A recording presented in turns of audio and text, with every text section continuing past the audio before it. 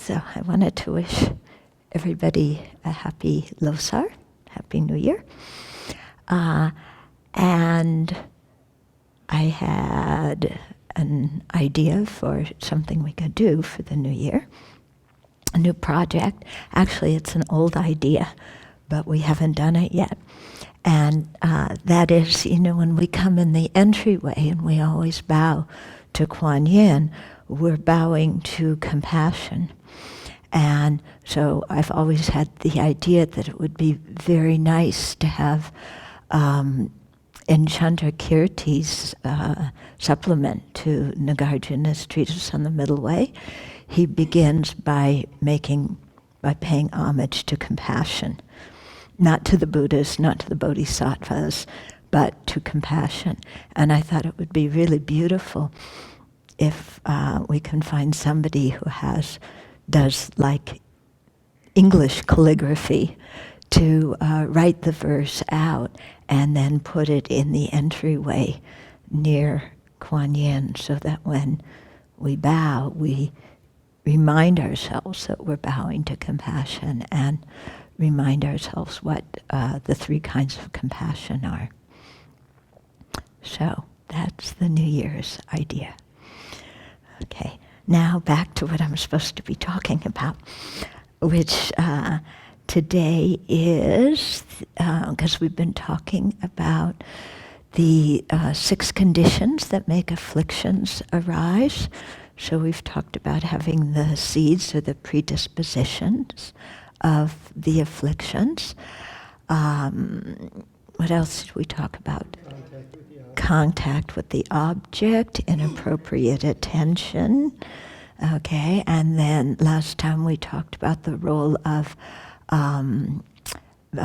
detrimental influences, primarily bad friends, and what bad friends are. And then there's 2 more. One is habit, and the other is media. Actually, in the text, of course, it doesn't say media. It says verbal stimulus. But verbal stimulus, doesn't get to us, But actually, media doesn't encompass everything that verbal stimulus does. And verbal stimulus doesn't encompass everything that media is either. So we kind of have to put them all together. So basically what it amounts to is the words that we hear from other people.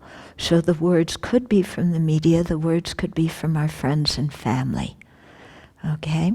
But I've already talked about a little bit the influence of friends and family. So here, more to talk about, especially in our age, the role of the media and how it influences us. And I've had some friends in media, and when I bring up what I consider to be an obvious fact, that media tells us who we are and shapes who we are, the response they say is, no, we don't. We're just responding to what people want. Yeah, so they see themselves as just responding to what people in society want. But I think it goes the other way even more powerfully, because what we see in the media is what we take on. Since the time we're children, it conditions who we think we should be and how we think we should act. Okay? And I think so much of that influence is really detrimental.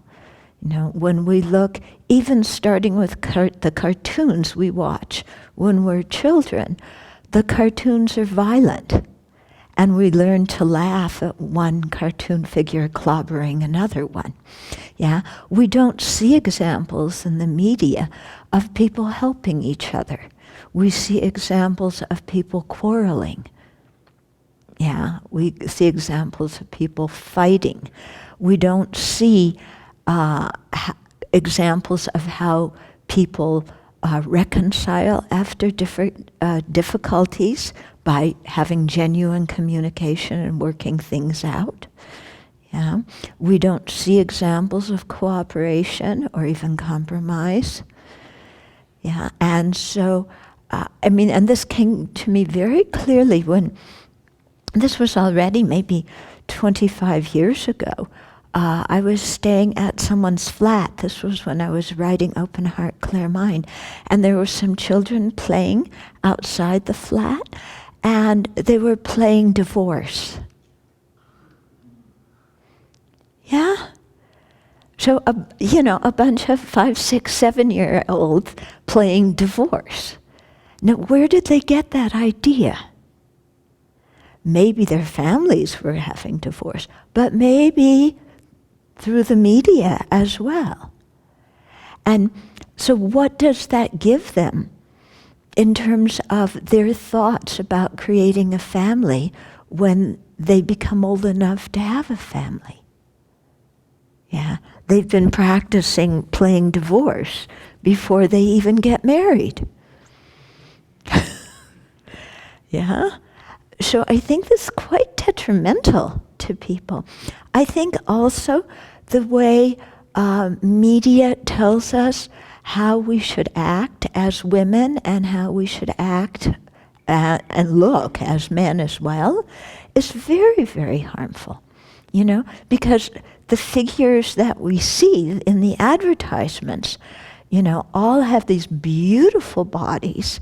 And in fact, the people who the pictures are of don't even look like the pictures in the magazine, because the magazine pictures have been, what do they call it? They changed them. Yeah. So they change all the photos. So everybody looks better. Nobody has freckles or moles. You get thinner. All your hair's the same color.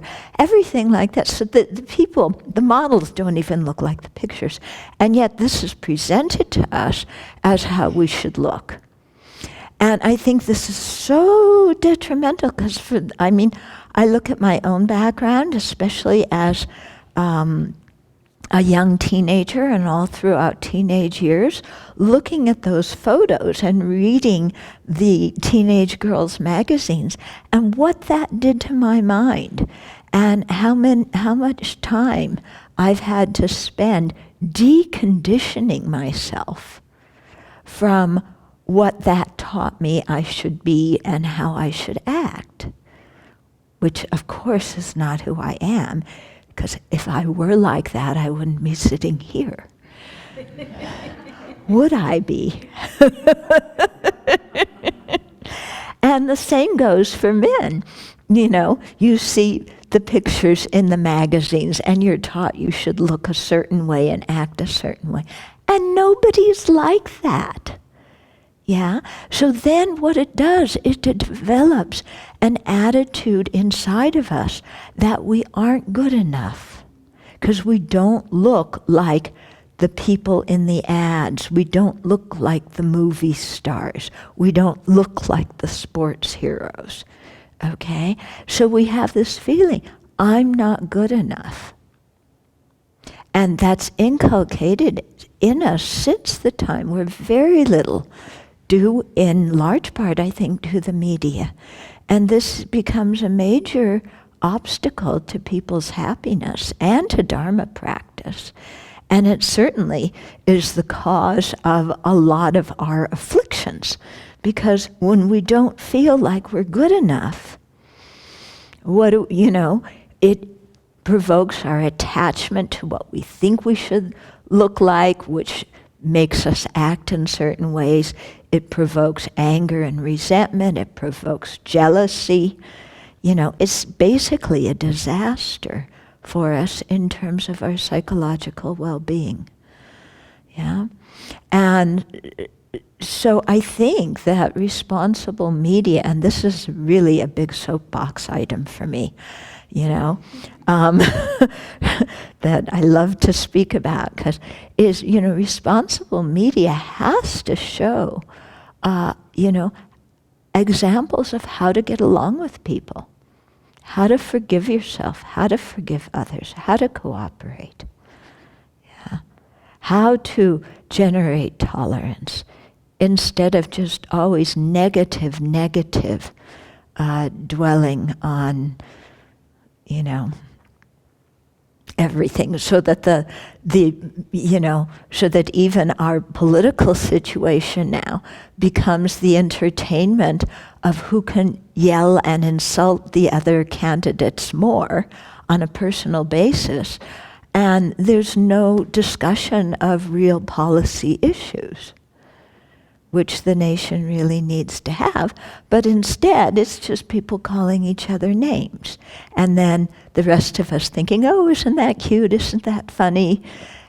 And it numbs us out as citizens of a supposedly free country. Yeah. So, I think the media needs to be more responsible, and I think we need to be much more careful about how we relate to the media and how we how we relate to the media in terms of what we watch, and even when we watch stuff, how we interpret it, how we take it in. Yeah, and so I think I'll continue this part of it on Wednesday, okay? Because it involves some discussion, and today is a precept day, so we want to make sure we eat on time. Okay? So in the meantime, to spend some time thinking about how you have been influenced by the media in your life. Think of specific things, and what you need to do to could I say heal from the negative or the destructive force of media, and this includes novels, not just stuff on the web, but also novels and sci-fi, and what does it tell us we should be? Okay, so we'll continue on this topic.